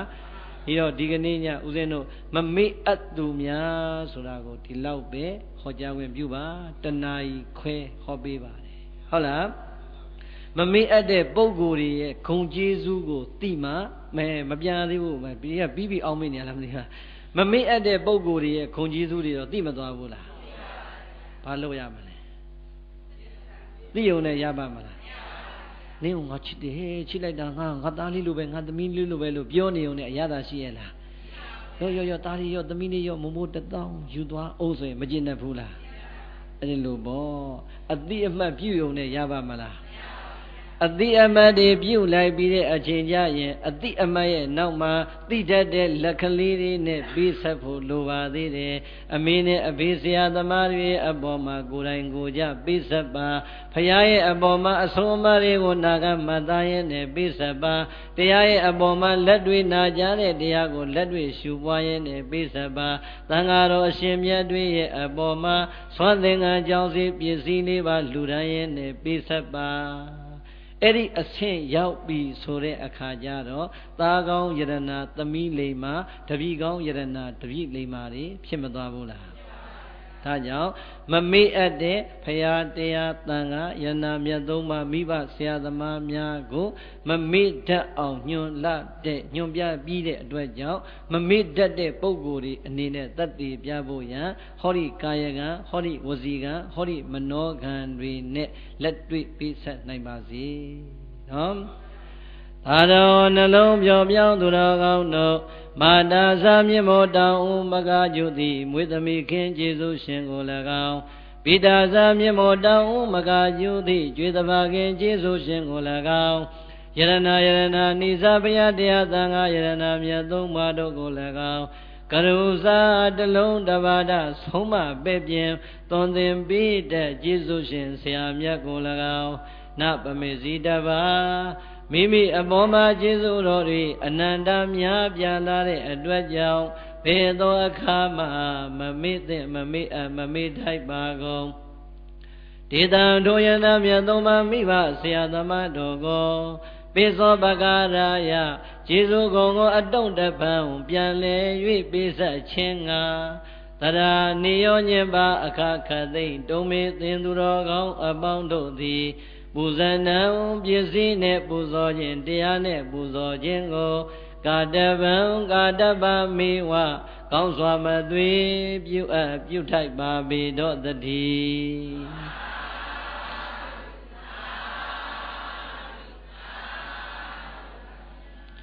ဒေသေတံသုဒ္ဓဗုဒ္ဓေနသုနေတဝါဓမ္မဒေသနံအဘိနန္ဒနာစေတေနာသာဓုသာဓုတိပါဒထာသာရောတရားနာလာကြပါတဲ့မြာရဂဓမ္မပေါင်းသူတော်ကောင်းတို့ဒုံမေသင်သူတော်ကောင်းအပေါင်းတို့သည်သုဒ္ဓဗုဒ္ဓေနဒါနသီလသမာဓိပညာနှင့်ဆက်ရှင်သောဘုဒ္ဓအဖျားဖျားကိုပြီးစွမ်းတော်မူသောဘုရားရှင်ကိုယ်တော်မြတ်ကြီး၏သန္တိကဝထံတော်မှာဒေတိတံတဆင့်ခံငါဟောကြားအပ်သောဣမံဓမ္မဒေသနာမမေ့အပ်တဲ့ဂုဏ်ကျေးဇူးတွေအနန္တများပြားလာတဲ့အတွက်ကြောင့်မမေ့အပ်တဲ့ပုဂ္ဂိုလ်တွေကိုဖော်ညွှန်းဟောကြားအပ်သောဣတရားဒေသနာတော်မြတ်ကို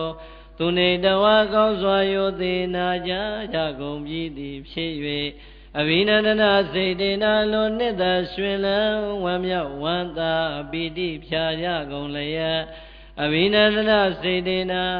ဟောဒီကိုယ်တော်ကြမ်းပါ၏မကောင်းမင်းမကောင်းကြတော့လေတော်သေးတယ်ငါတို့ကိုတနာရီနဲ့ပြန်မသွားဘူးတော့စုစုပေါင်းလိုက်ရင်တော့2 နာရီတောင်မှနီးသွားသေးတယ်ရင်လို့စိတ်ထဲမှာပြန်ကားတွေးပြီးတော့စိတ်ဆိုးတဲ့မျက်နှာလေးတွေပြင်လိုက်ကြစမ်းမှာတချို့ကပြောကုန်ပြီ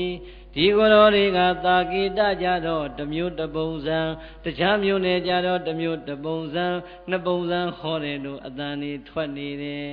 ပရိသတ်ရေဘုန်းကြီးဆိုတာမျက်နာကြည့်ရဟင်ပတ်ပါတဲ့အမျိုးမဟုတ်ပါဘူးအလူငွေများရတာဟင်ပတ်ပါသွားတာပါဒါကြောင့်အလုံးတော်တို့တရားဓမ္မပေါင်းသူတော်ကောင်းနေ